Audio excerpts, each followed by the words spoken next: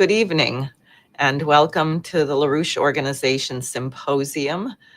We are in an incredible moment right now, a history-making moment, a change where the world is rapidly moving seemingly in two directions simultaneously, and I'll get to that in a minute.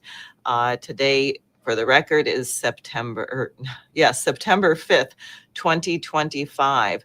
And what I'm referring to by these directions are, on the one hand, and I have a statement from Helga LaRouche, which I'll share part of with you, about the Shanghai Cooperation Organization conference, what just happened in Beijing with the commemoration of the 80-year anniversary of the victory against the Japanese in the Pacific, which the Chinese celebrate on September 3rd. That's the day that Japan surrendered to China.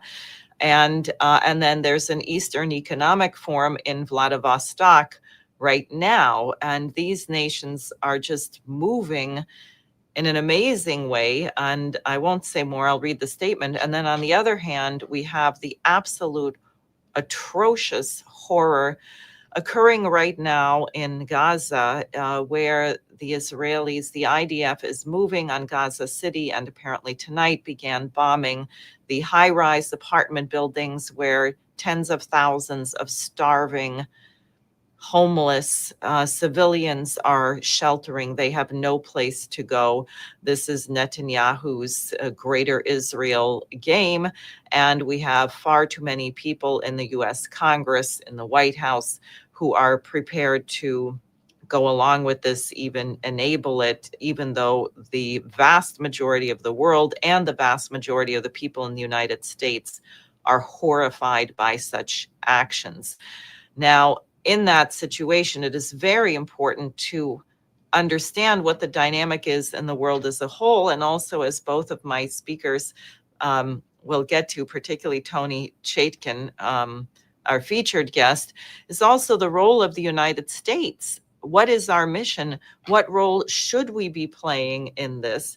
And I'll ask you to think about that. I just want to share with you a statement put out by Helga LaRouche today for circulation and endorsement, and I'm only going to give you the beginning. You can find it at schillerinstitute.com.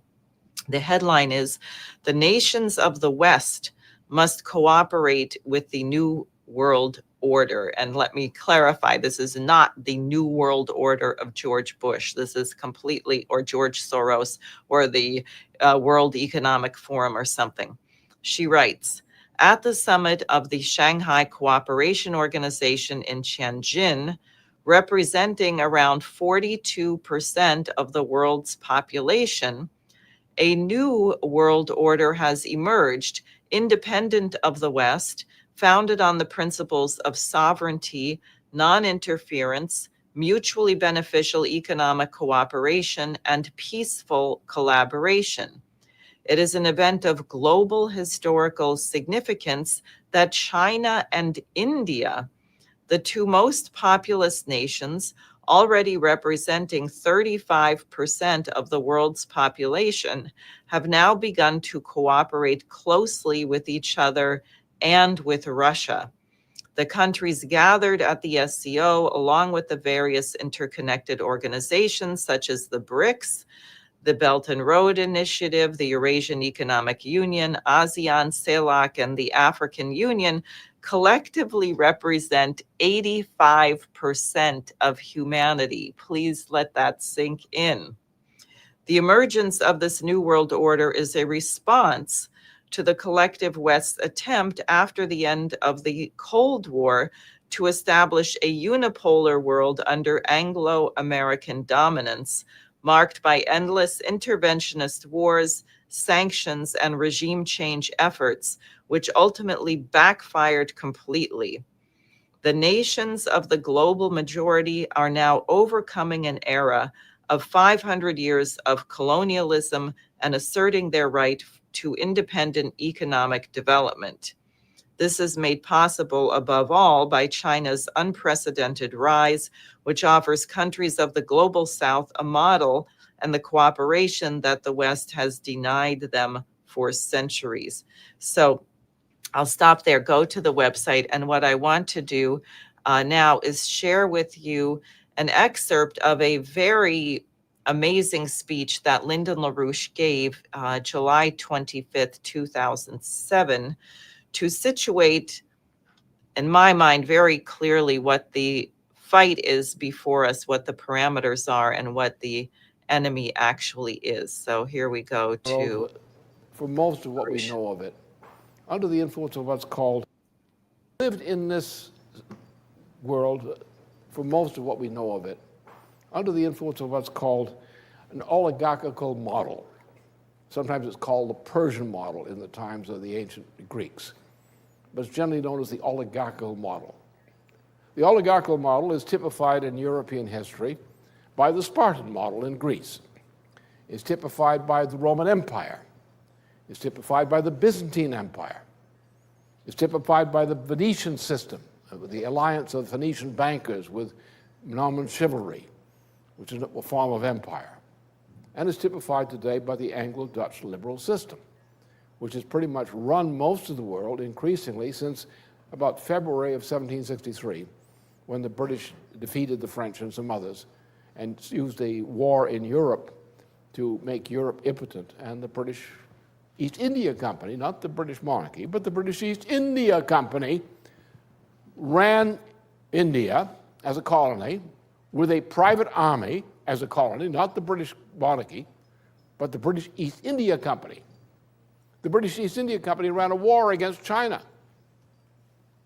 And they did all these kinds of things. And today the British East India Company exists in the form of the BAE, which is being investigated for its connections to what happened in 9/11.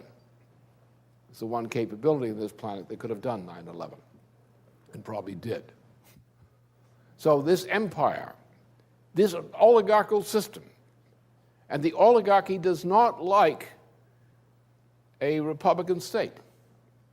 It does not like a state in which the society's policy is based on raising the productive powers of humanity through science and technology and the use of that, to transform the planet, to raise the standard of living, to raise the knowledge, to elevate man, but rather like something out of a nightmare of Kane, is to have peasants who are treated as cows on the estate, on the assumption that the profit of the estate, as Kane specified, and Adam Smith admired him for this, the profit of the state is due to the magical powers of the ownership of the title to nobility.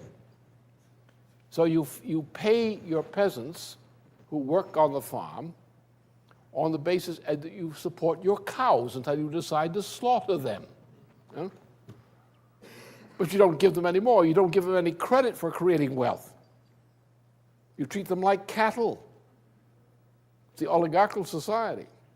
Whereas somehow the magical powers of ownership bestow upon the owner the riches which are produced by society. The oligarchical model. So the historical struggle of humanity is centered around the struggle, at least in known history, the struggle for the republic, in which the commonwealth, the well-being of mankind in society as a whole, is the standard of government, the standard of policy, as opposed to government and the masses of people as an object of convenience for a few wealthy or otherwise powerful landowners or people owners. And that's the struggle. That's the meaning of the Roman Empire. That's the meaning of the Byzantine Empire. That's the meaning of the Venetian chivalry system. That's the meaning of the British Empire. And that's the meaning of every petty tyrannical regime which has ever cursed this planet. And therefore the issue is the nature of man, the nature of the human individual. Is the human individual an animal who simply has dog-like characteristics or cow-like characteristics, certain species characteristics given by a biological endowment? Or is mankind the human mind? Is mankind the creative being that Zeus hated? The individual who can create, discover universal physical principles and apply the knowledge of these principles to change the condition of life of humanity and to conquer man's problems as a whole. Is the individual sacred? Is the individual human being different than a mere animal? Do we have the kind of society which fosters that fact and bases relations within society on the basis of the knowledge that the human individual is not an animal, but has a power of reason, a power of discovering universal physical principles and artistic principles, which no animal can do? And that we desire a society, a form of society, which we call a republic or a commonwealth, in which the well-being of all of the people in society and their descendants will have a constantly improved condition of life, a constantly improved realization of the meaning of their life in the eyes of their grandchildren and great-grandchildren and so forth to come, and of other nations too. And that's what the struggle is about.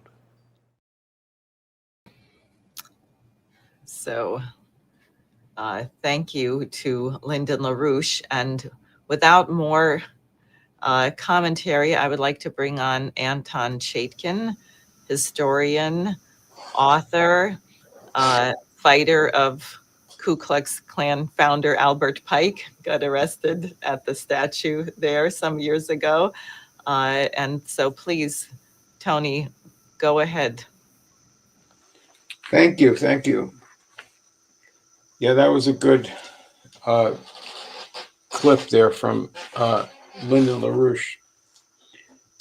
I want to give a background of the current world, a certain kind of background in history that is necessary to prevent what, in my view, a fraudulent idea of the confrontation of the so-called West versus these countries that are now cooperating for development. Without this, you don't have any idea about the character of the modern world, or the idea of it, and what the potentials are. I'm going back. I'm not going to take this all the way back, but there's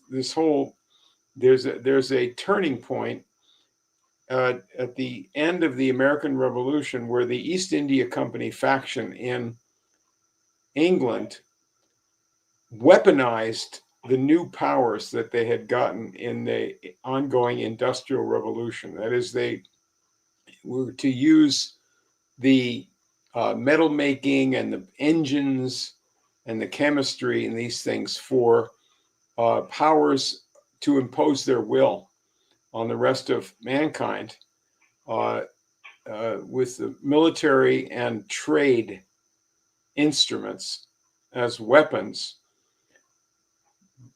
And the will is really is deeper than just looting. It's deeper than just what people normally think of as empire.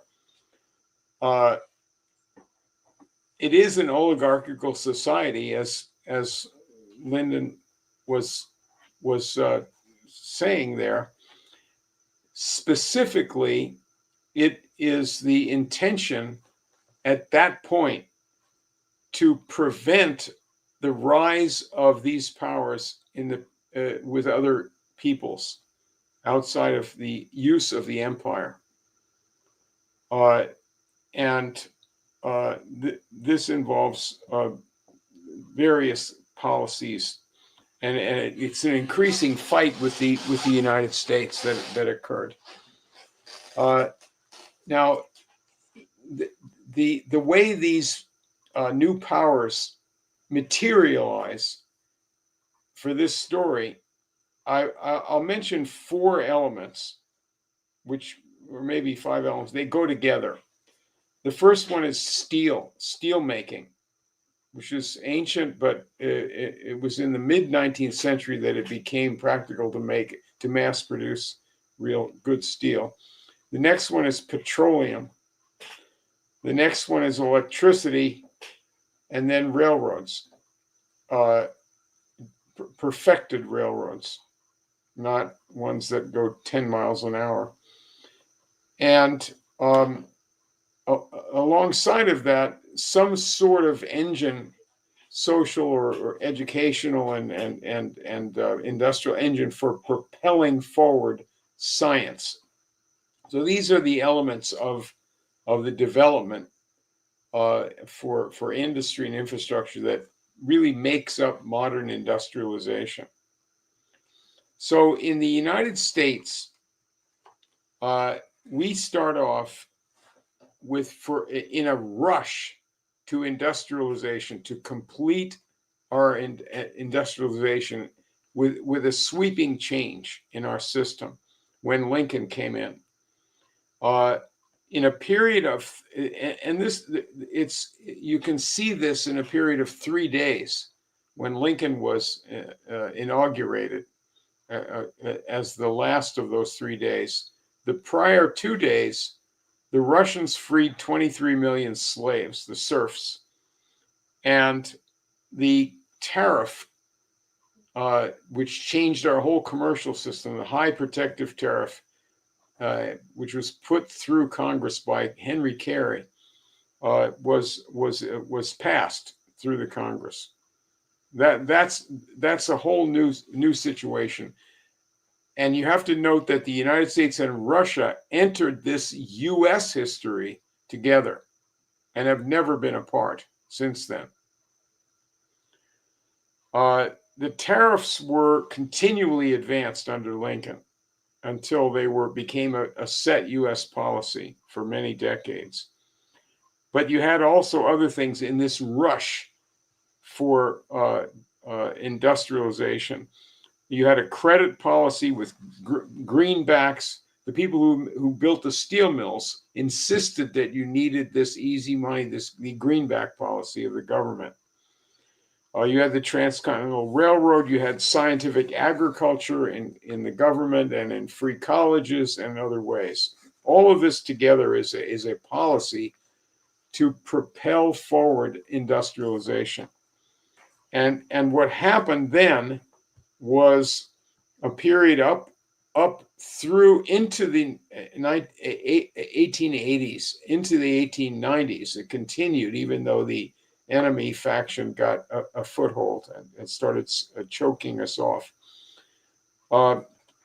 This was all around Henry Carey. He was the leader of this strategy. He outlived Lincoln by many years. And it was around there was a policy headquarters in Philadelphia centering on the Pennsylvania Railroad. That company set up the American steel industry themselves. Their leaders had been responsible for logistics during the Union struggle, during the Civil War. They noticed that we had iron rails that were failing and that they started then planning a steel industry for the United States. They brought in to create the companies for this steel industry.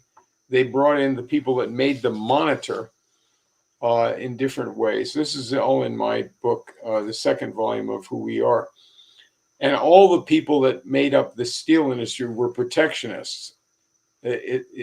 People think of it the other way around. Anyway, that's who did it. The same group centered around the Pennsylvania Railroad created the petroleum industry in the United States.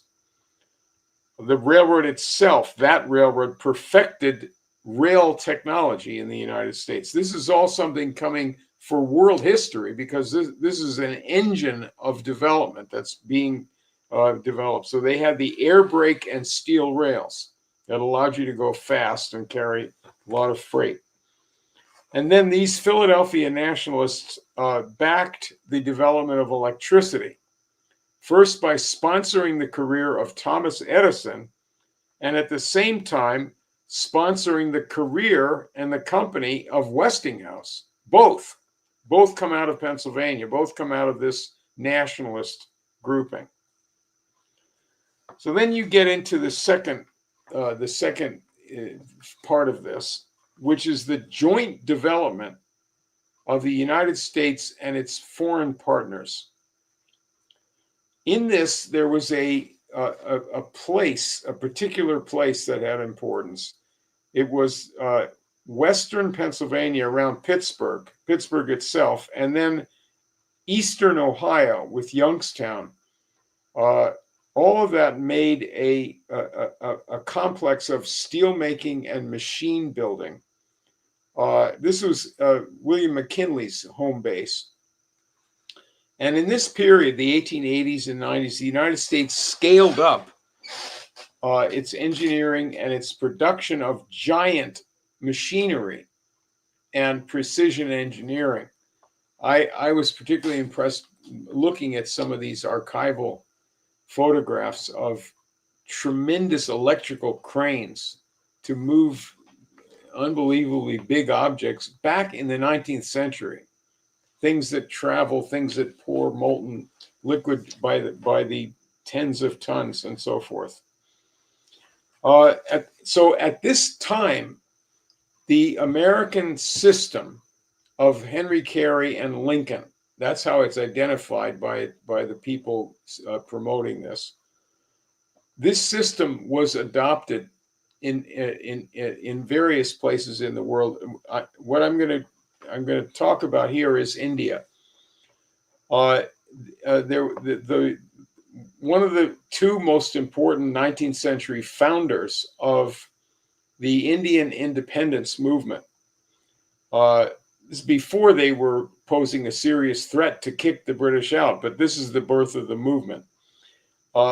This is Mahadev Govind Ranade, Ranade. He's called the father of Indian economics. He's a follower of Hamilton and Carey, and you can look that up. This is all going to be in volume 3 of the book that I have to do for who we are. And Ranade is a protectionist attacking British economics. He's organizing industrial forums and conferences. He's hitting at what the British are doing to India, which is they are de-industrializing it. They're taking down long-established industry there. No, they don't have a modern steel industry, but they do have extensive clothing manufacturers, extensive manufacturers of other kinds. They do have iron manufacturing. So the British are taking it down. The other person who's a co-founder with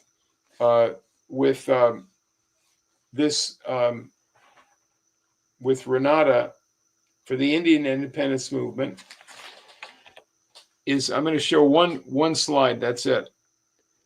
Here it is. This man his name is Tata.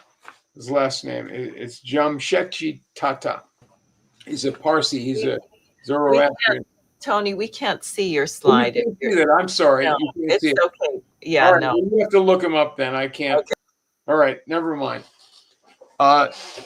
He's wearing a giant turban and has a huge beard. And well, he comes into the story in a different way. But he set up mills, clothing mill in India in the 1870s and 80s. And he named the mill Swadeshi, which means independence. And he wanted to have people boycotting English goods. And so you have to produce your own goods in India. Now,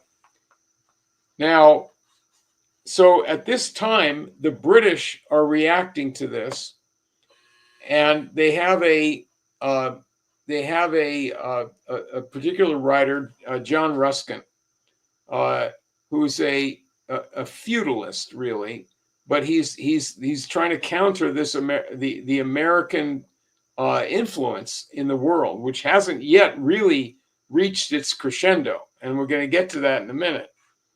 But this is it's a menace, and within the United States, there's a group of people who were the enemies of Lincoln and Carey, and this is people like the Henry Adams and his brothers. They bring in Henry Cabot Lodge and Teddy Roosevelt. and their point of view is to crush this kind of American challenge to the decision of the British that the world will not develop. That's the decision, not just looting. So he's got this. And at this time, in around 1890, Mohandas Gandhi went to England for some education to learn the law, and he was given the book that Ruskin had just made, which is a bunch of lies about economics. I'm not going to get into that too much, but Ruskin is a pre-Raphaelite. He's against the Renaissance, and he's the master of hatred for what America at its best stood for. And so Gandhi actually revered this book. He didn't understand the Western history at all. He didn't have any access to it. It's part of that has to do with his background, his family background in this caste, trading caste in Bombay. But anyway, so Gandhi translated this Ruskin book into Gujarati. Nevertheless, he was a great leader for Indian independence later on. But this is the fight for the mind going on then. So now, let me get into the heart of what I wanted to get at here. At this time, in the 1890s, Americans were building especially two elements of Russia that are essential to understanding things. The first is that all the components for the Trans-Siberian Railroad were built in this corridor of Pennsylvania and Ohio. 25,000 or more American workers were working on developing the Trans-Siberian Railroad in the 1890s. At the same time, a man from Pittsburgh named Julian Kennedy went to Russia and was the consultant, the supervisor of the construction of Russia's great steel mill in Mariupol, which is now I guess it's part of the Donetsk People's Republic. It's the eastern Ukraine. It was Russia. It's been Russia for a long time. It's briefly. I think it's Russia again.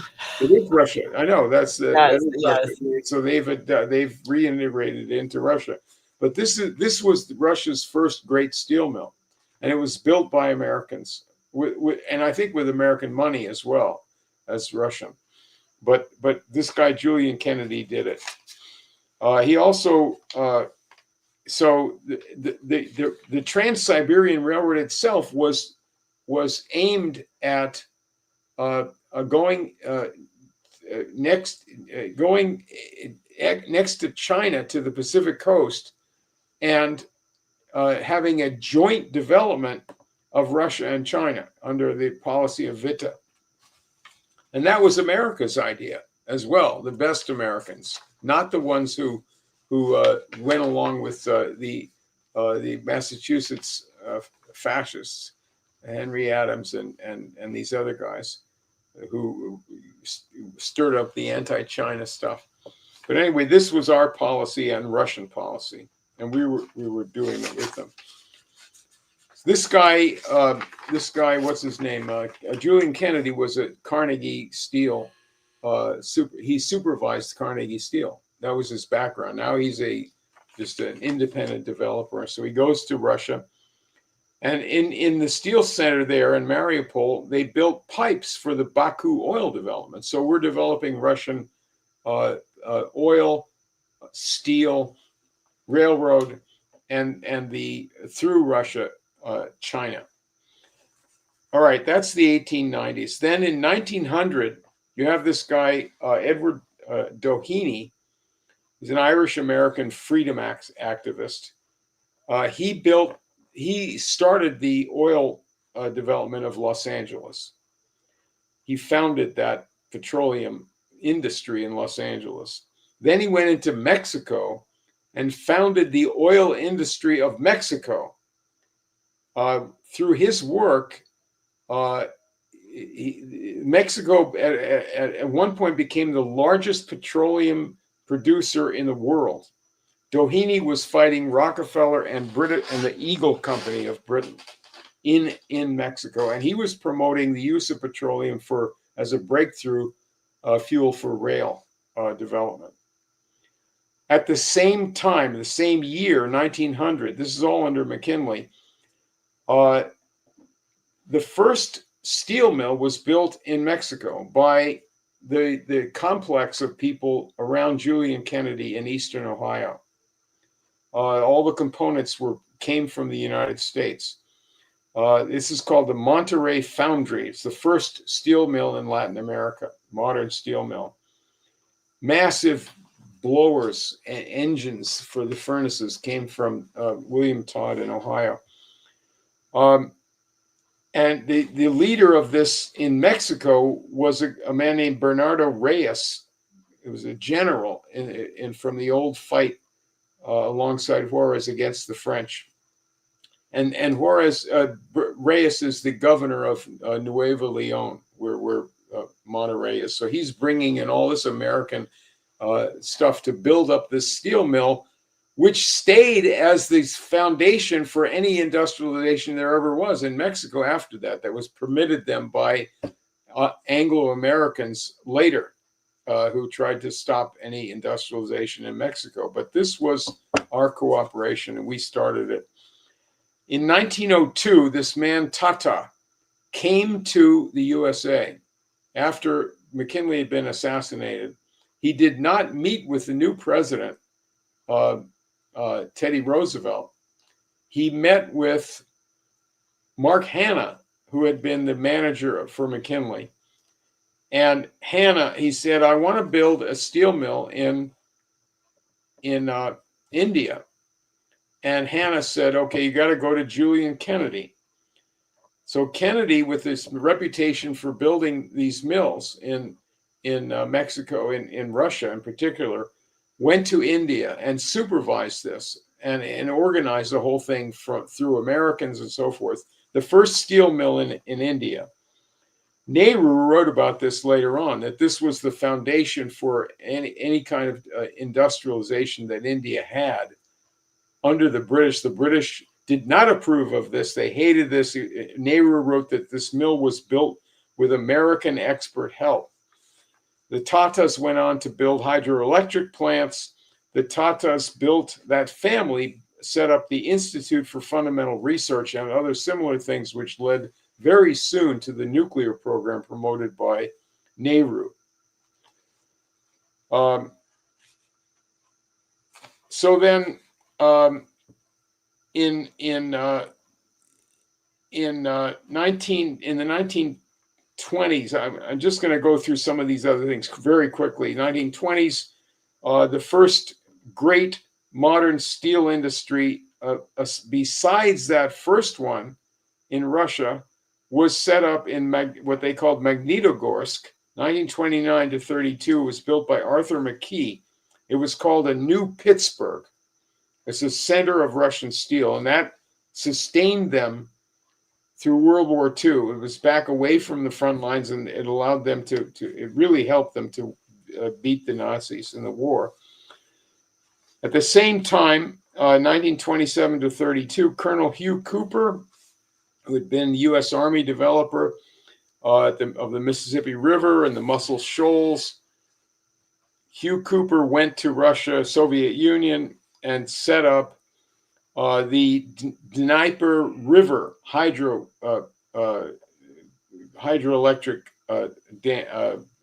project, the most massive in the world. He had built the dam on the Mississippi River, the first one that gave you the hydroelectricity there. And then, you're getting into FDR, who revives the development of electricity that the Wall Street people had shut down. There's no development of electricity after Morgan takes real power under Teddy Roosevelt. but we had the TVA, we had rural electrification. The United States made a formal agreement with Brazil to set up the Volta Redonda steel mill, the great steel complex of South America. It was accords for them to come in with us against the Axis and for the explicit purpose of developing Brazil. Again, Arthur McKee, the same guy that went to Magnitogorsk in Russia, went to Brazil and set up this plant in Brazil. And then, later on, you have the United States and Russia both developing the space program and nuclear science. These two countries developed together, with the U.S. having the advantage of this prior development, and we had the policy of developing other countries, particularly Russia. The last time that this was done in our country was under JFK. You had the people, again, developing our country and other countries. So that you had Kaiser Company, for example, building the dams and the steel industry in the West Coast. And then they went under JFK and they built the dam and hydropower in Ghana. And of course, JFK himself had this US and global policy of intense industrial development. You had the full Moon Mars program, you had nuclear rockets being developed, the full fuel cycle for nuclear power for the whole world. At the same time as our rivals in this stupid Cold War, the Soviets were helping Africa to develop and helping India to develop.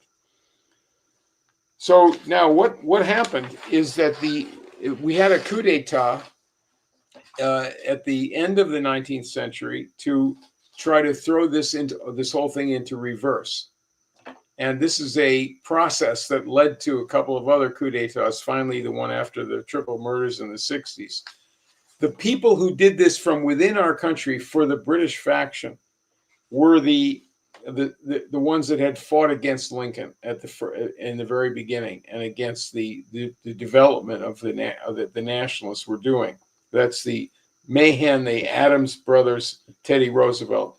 And their policy was to militarize Japan and have the U.S. and Britain start a war against Russia, block Russia and the United States from going into the Pacific in terms of any development.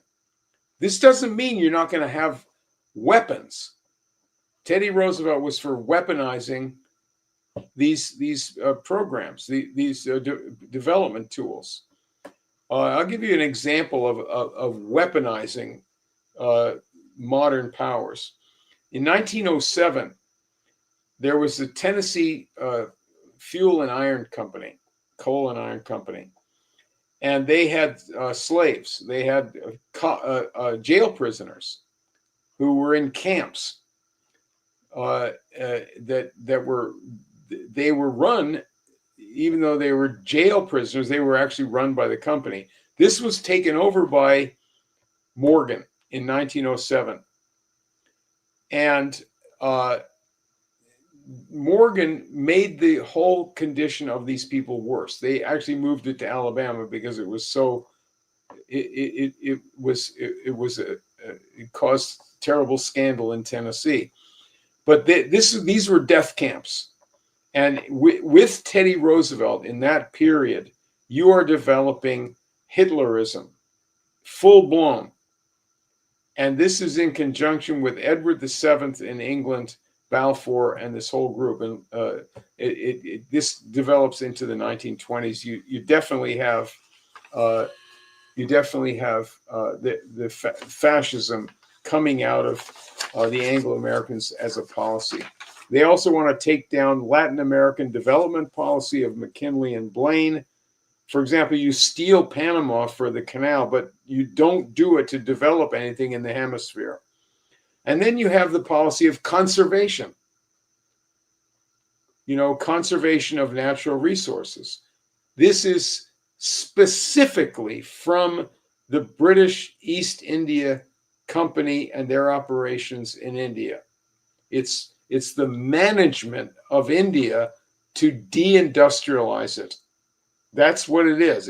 Gifford Pinchot is who's the forester for Teddy Roosevelt and starts this movement.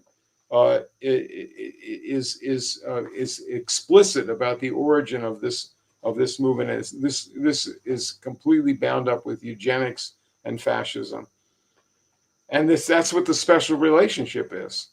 We didn't have that special relationship before they were promoting fascism and promoting the end of the specifically American policy of development. We had a try for getting out of this for a couple of years under Harding.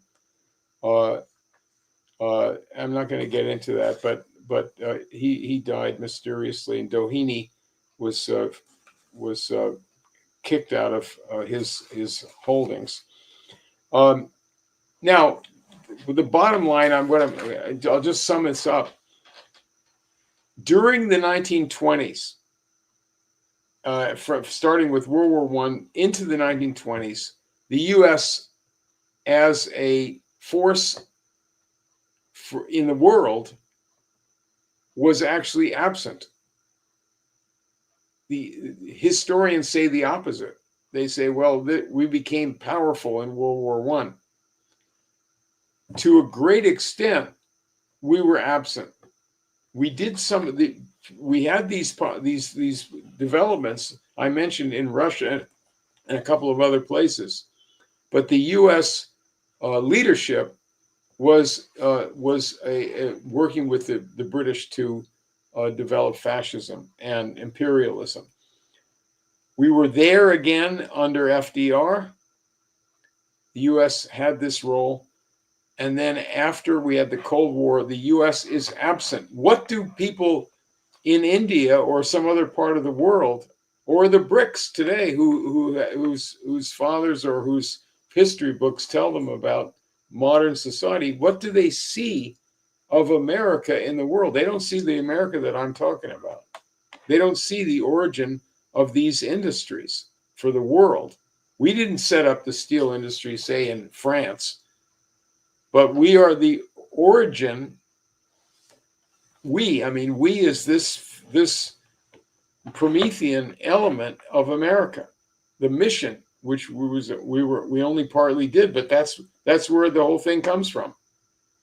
And that's the background of the BRICS countries themselves: Brazil, India, Russia, and the USA have been all in it together to develop these things. When the United States, when this enemy faction, the imperial faction, globalists, killed off our leadership in the United States, this triple murder of the Kennedy brothers and Martin Luther King. These are the leaders of the country. So that's another coup d'etat. And so what's the West? It's really a vacant concept. From if you're going to look back at this history, it's insufficient concept. So, for example, Nehru went to Russia in 1955, Soviet Union, and got their help to build steel mills, to build things in India.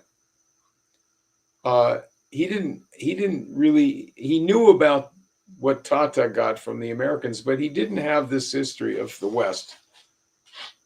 And so what he didn't see, what the best leaders in India saw in the period when America was really run by Americans, from Lincoln to the end of the 19th century.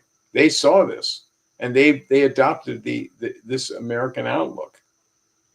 And that was the birth of the Indian independence movement. Gandhi played a wonderful role in mobilizing the people for the revolution, to kick the British out. But his ideas about industry and so forth, he reveres Ruskin and Thoreau and Tolstoy. He doesn't have any idea of Western history. So let me leave it at that. I'm troubled by people having a view of the West versus the BRICS.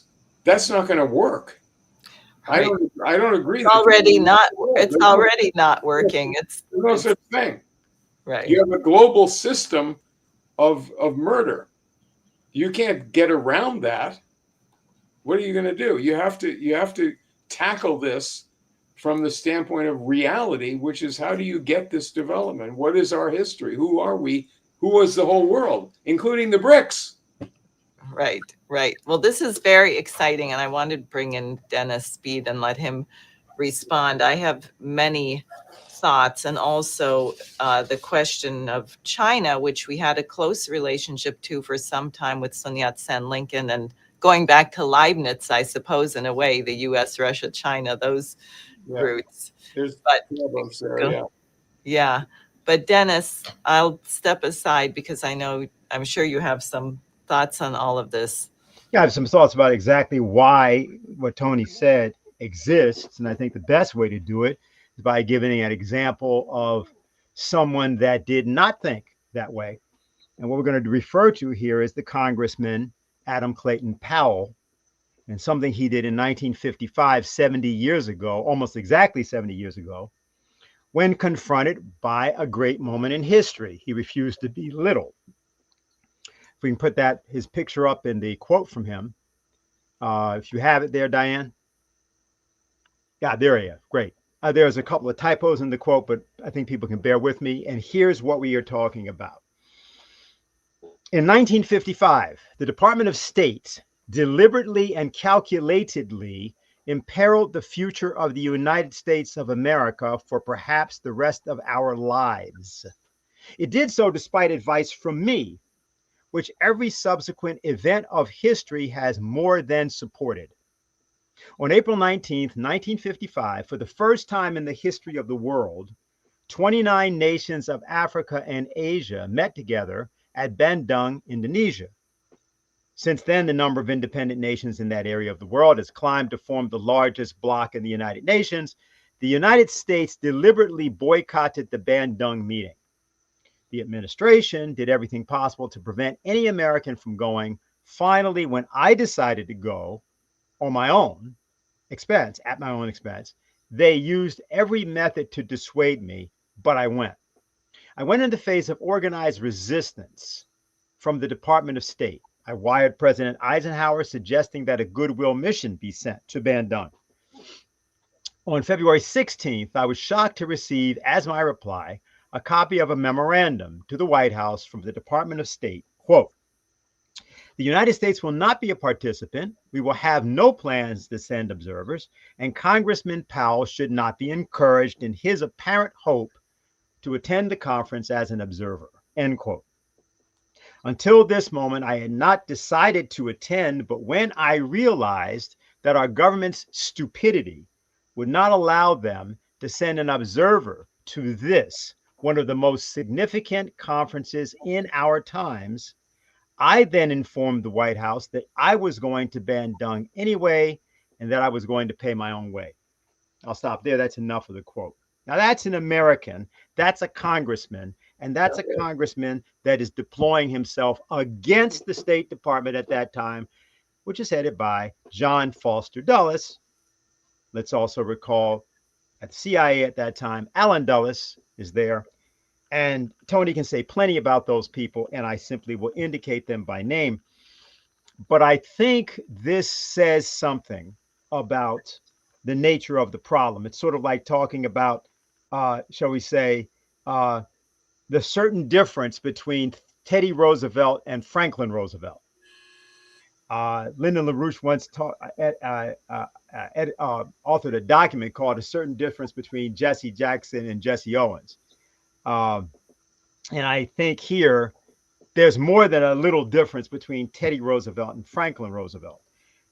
But I think what's important is, as we're here tonight and we're looking at the situation we find ourselves in, I want to note particularly what Tony referred to concerning that issue of J.P. Morgan, the reintroduction of slavery in the United States through the prison system, the promulgation of that kind of thing by Teddy Roosevelt, and the fact that, by the way, nearly every American president, Obama, Clinton, Bush, both Bushes, Trump as well, they all talk about Teddy Roosevelt in Right, yeah. for some reason, right, as though he's some great person.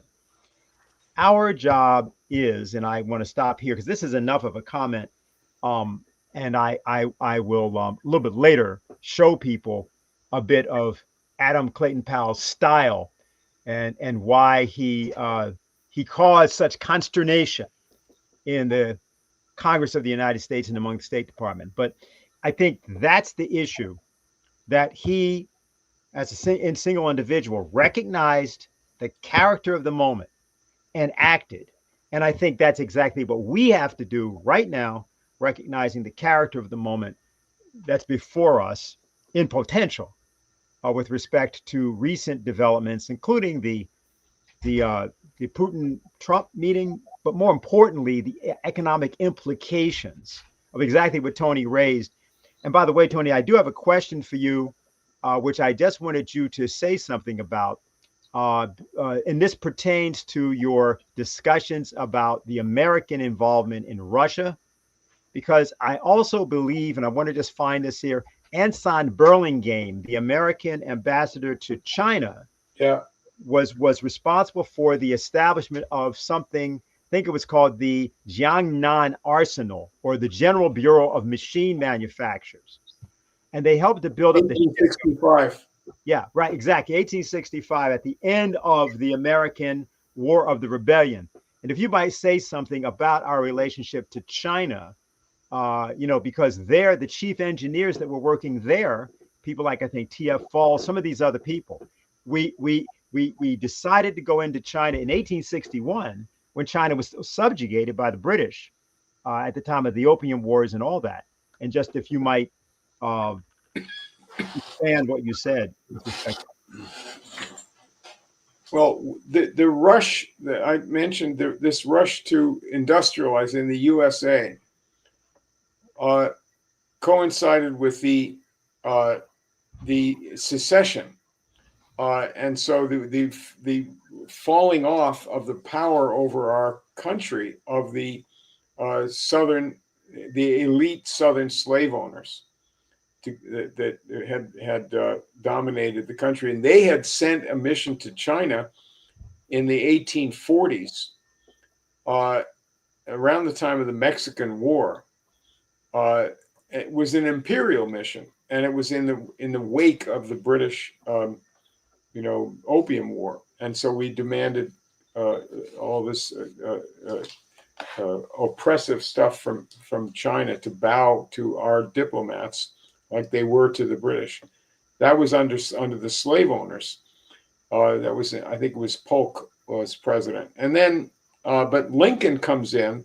He sent Anson Burlingame, who's an anti-slavery activist, as the ambassador to China, explicitly to remove the stain of that kind of abusive, pro-imperial relationship, and to show respect. And he was there for quite a long time, until well after the Civil War, as U.S. ambassador, outliving Lincoln. And then China, as people probably know, sent Anson Burlingame, Lincoln's ambassador. China sent him back to the U.S. as their ambassador.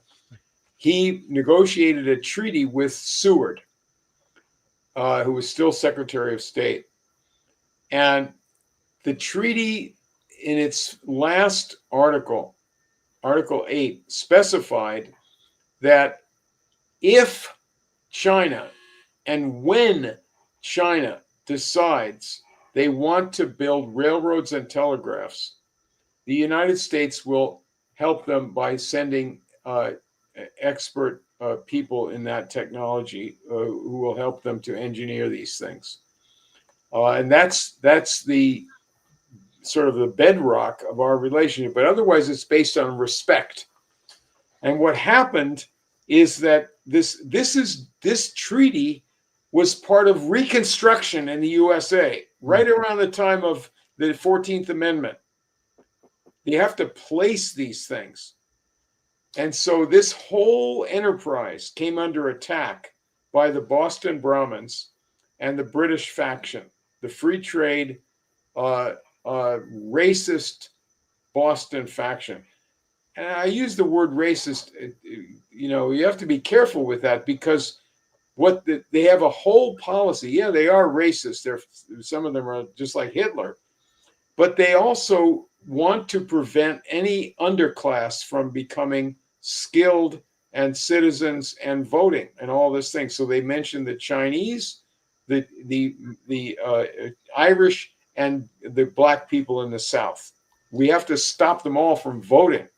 This is the idea. So this is where it's from, this anti-Lincoln point of view, against this rush to industrialization, against the modern world, against 600 years of progress in the world. They want to throw it back.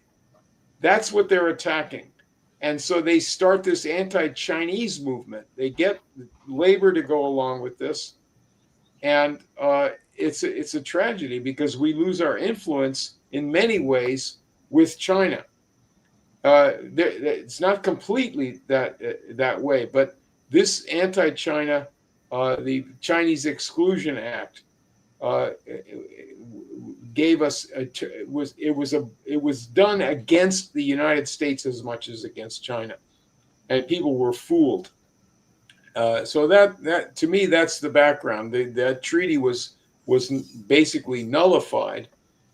But this is a fight whether we're going to have that kind of relationship of brother countries, so that we could do in China what we were doing in Russia, in Japan, in Germany, and we were trying to do in other countries, in Iran and Mexico and so forth. So that's the background. It's Lincoln's policy. It's exactly the same thing that I said. It's our rush to sovereignty and industrialization of our country as a principle. Of course, it's for everybody, because that's what the principle is. The principle is you're for industrialization. You're for civilization. That's what it is. You're building civilization. That's what everybody leading that thought about. There wasn't any separation in their minds about this. There's no America first bullshit. The way this is brought up. I really just want to take that because, when I was reading Schiller on universal history, it struck me he was so optimistic about the American Revolution, because the American Revolution, in a sense, the creation of our republic, was the proof of principle for the world. And I think the intention of the framers of our Constitution and others was, of course, that this would happen all over the world. People would have their own characteristics, whether it was their language, culture, or whatever. And then what you just went through, which was amazing to me, I had no idea of this, the work of Doheny and these other people in Mexico, India, Russia, so much a part of that. And that was, not even knowing this, it struck me that what we see happening with the BRICS, with the Shanghai Cooperation Organization, if we should recognize in a sense that this is part of the American Revolution in that way, that it would be the most natural thing in the world for the United States to be engaged in all of these great projects and the connectivity and the discussion that they're doing. And what I wanted you to develop a little bit was your saying it's not the West versus the BRICS. If you would elaborate on what you mean by that, because I think that's an important point in how we have to fight, for example, here in the United States, to get the shift and to get the American people to understand what actually is occurring and how that relates to the actual purpose of our republic. Well, what's free trade? Free trade is imperialism. It's the policy of the empire, including the use of human beings as slaves. Cheap labor, but it works out as slaves, really. It's not just cheap, it's slavery. In fact, by the way, those Tennessee and Alabama camps were death camps. 10% of them died every year. Mm. And they got worse and worse. So anyway, what is so this is Trump says I'm against free trade. We're going to have tariffs. Well, use the word imperialism. Use the word globalism in that context, in the context of trade. What does that mean? Connect it up to real history. Don't be a stinker.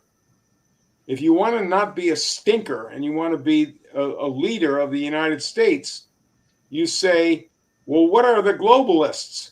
The ones who closed down our industry. How did they get the power to do that? They killed our president, Kennedy. Just say that. That's what happened. The Dulles brothers and Lemnitzer and people in NATO and people in that milieu in Europe, as well as the British hierarchy. That's the murderers. They're killers. They're killers today. So the other side of this is the green agenda. Trump goes against the green agenda. Not really, though, because he's not identifying it as imperialism, globalism, suppression of human beings all over the world, including our country. Poverty. Do you think that the constituents of the Democratic Party, the mass constituents, not the freaks, do you think the constituents of either party are for this green agenda? No, nobody wants that. Nobody wants any of this woke stuff anyway, right? But what is it? It's a policy of the people who are the killers. And so this is our history. Why do we not have infrastructure in the United States? Why do we not have modern steel and nuclear power and these things that we need in depth, high-speed trains? We don't have them because the killers, who are the globalists, murdered our leadership and took over in a basic coup d'etat. They put us into wars. They put us into a policy. This is the enemy. If you don't identify that enemy, don't talk to me about budgets. Don't talk to me about any of this stuff. You're not going to get anywhere. You're not going to win unless you can identify who you are and who you're fighting. Right. And I will add, think about what happened to Lyndon LaRouche, who represented this tradition, right? Yeah. Dozens of associates go to jail, 400 FBI agents and U.S. Marshals surround his house. His publications are shut down and declared bankrupt by the government in an illegal action. Because we didn't ever go after who actually assassinated Kennedy, and that apparatus continued and ran the witch hunt against LaRouche and continued and ran 9/11. And LaRouche warned about that also. He said, don't run over the planet blowing up countries of darker complected people. Why don't you look for the burglar in your own house to solve this problem?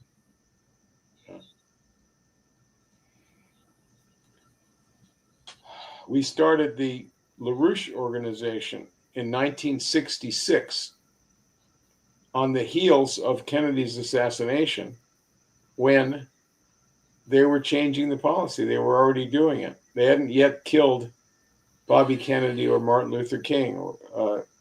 I think they had already killed Malcolm X after he had, become a universal figure.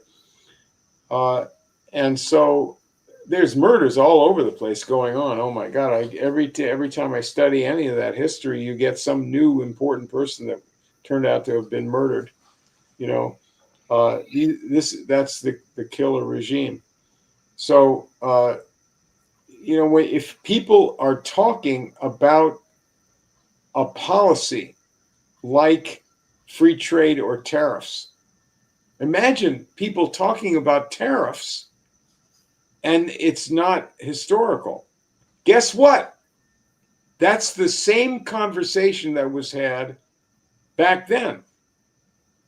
The people that were promoting industry and were getting a policy of high tariffs and protection, along with credit and government sponsorship of things, those nationalists would give a full historical presentation to the public, and that would be their program. And they would talk about what happened in history. And their opponents, the free trade people, would do the same thing that they do now, which is there isn't any history. You don't need to talk about history. Everybody knows that if you have a tariff, it's bad for you. Everybody knows if you build a steel mill, it'll cause pollution. Everybody knows nuclear power plants will melt down and send you to China, and so forth. Everybody knows that. There's no history to any of this.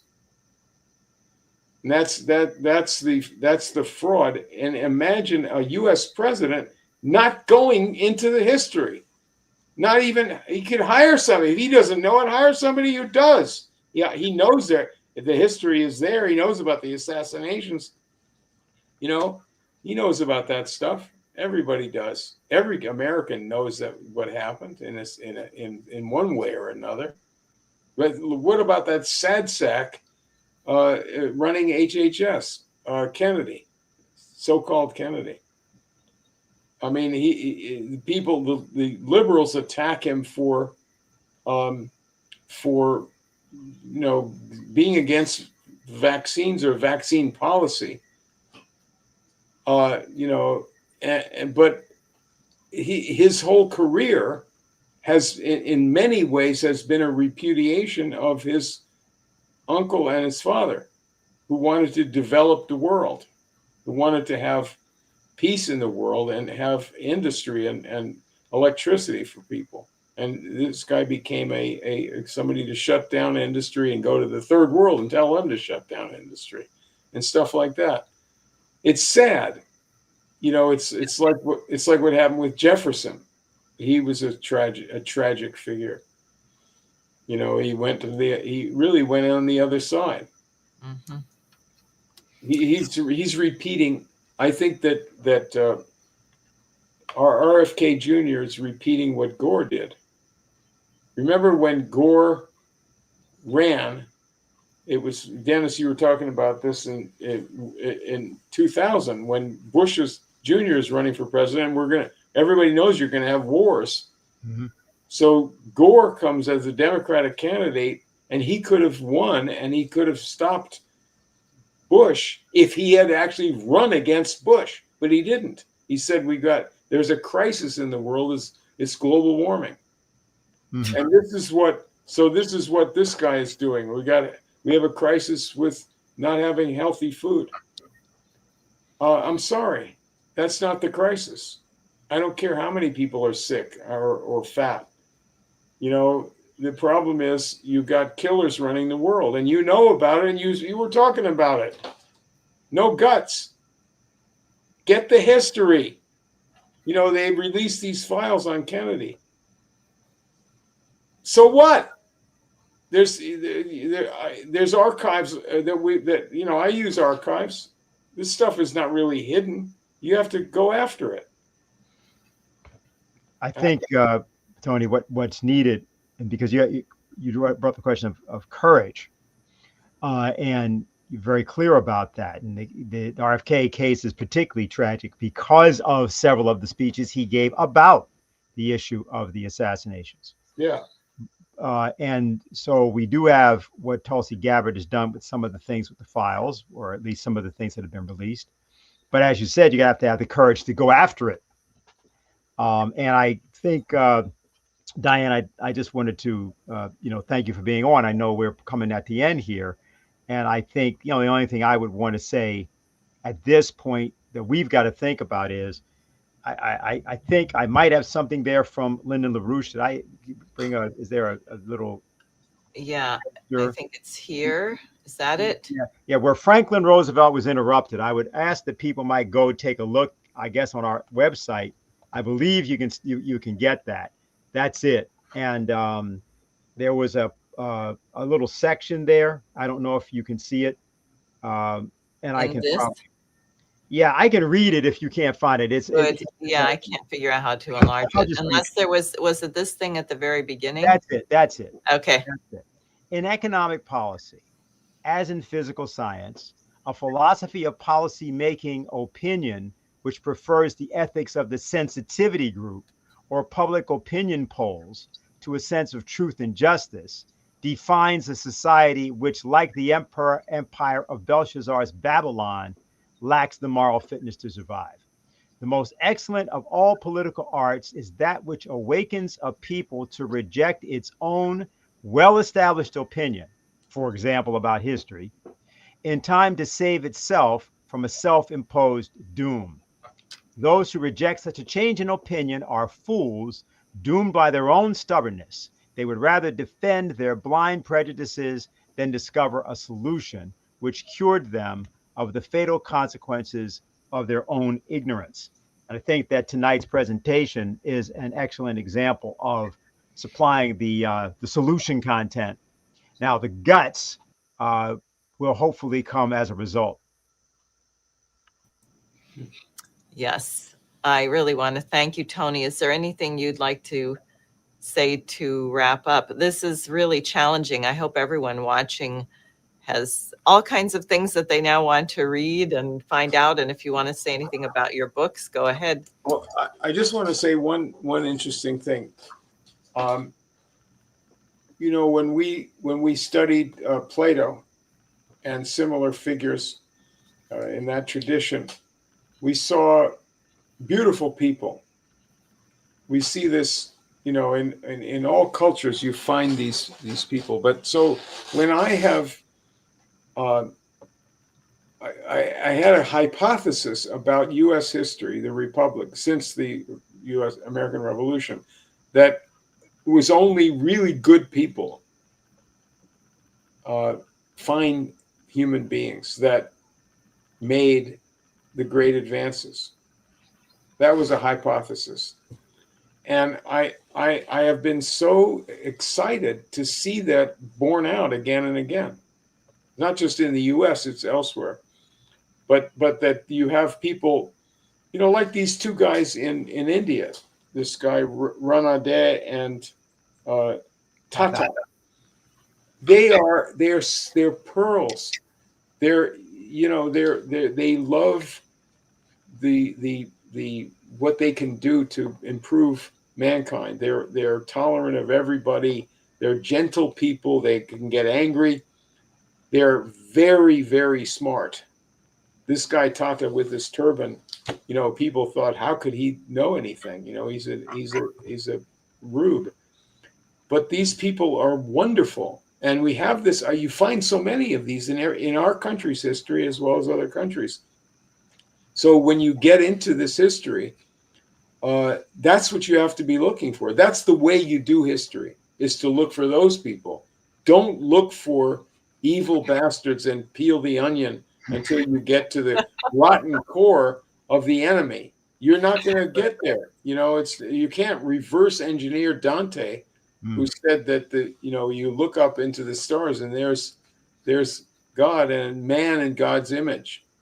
Don't reverse that and say, you know, we're going to look deeper and deeper into evil, and then you've already got swallowed up by it. You haven't found out anything. Look for this. Look for the people that have done these things, even if it's a small minority. It always is a small minority. So what? Who cares? Right. I really appreciate that, because unlike yourself, Dennis, and myself, who are absolutely consistent and perfect in every way, most people in history are complex. People do things that are wrong, maybe deliberately or maybe mistakenly. And therefore, it is very important to consider the intent. The intent is, and the method of thinking is really everything. especially when it changes, like with Franklin Roosevelt. He changed. Hmm. Yes. He was in with Teddy before, not just his cousin. He was for the war. He was part of the social networks of the bankers and everything. Uh, and he changed. Part of it is because he saw himself in leadership. People go into leadership and they're a little bit better than they were if they have these responsibilities. Think of Nehru, who's a Fabian socialist, but then he's the leader of a country has to develop. Think of Lenin, even the same way. Marx Schmarks. Any of these people. And Kennedy, frankly, John F. Kennedy. Exactly the same way. Yeah. Well, but Kennedy was a right winger in some ways, right? I guess, or something, and vague and so forth. But anyway, yeah, these people became something different. But Franklin Roosevelt really changed sides. So it was a good thing that he lost the election in 1920 when he was running for vice president, and the other guy, his running mate, if he'd won, we wouldn't have even had any advancement, which we did with Harding. But anyway, these are minor details. But yeah, you're right. Intention. We got to look for that. The guts now. That's right. And even the case of tragedy, because in the case of Roosevelt, the polio actually assisted him in making that change. Yeah, that's true. That's right. It's in Warm Springs in particular, And not just that he was fighting it, but that he was also demoralized and in agony and didn't know what he was going to do. And he was on the floor mentally and spiritually. And this was a tremendous torment. So the torment of the thing was worked out. And so. Sure. But they had that experience, of course, in Warm Springs. He has all the black attendants. They have to pick him up and put him in the pool and take him out of the pool. There's a whole experience he has in that, because, of course, he's an extraordinarily powerful person until he's not. That's right. He's not. He can't prance around as a somebody that the ladies admire, with his tall, beautiful frame and all this stuff, right? Right. All right. We have to wrap up. Thank you both. I just have a few announcements to make. I want to encourage everybody to get the news service of the LaRouche Movement Executive Intelligence Review. You can subscribe by doing a monthly regular donation to the LaRouche organization. Someone in the chat asked, how do I join? Please visit thelarouche.org. You can leave your email and get emails. You can volunteer and you can donate and subscribe. Thank you, everyone, for joining us. Thank you very much, Tony and Dennis. This has been, very exciting. And now we have to live up to this standard.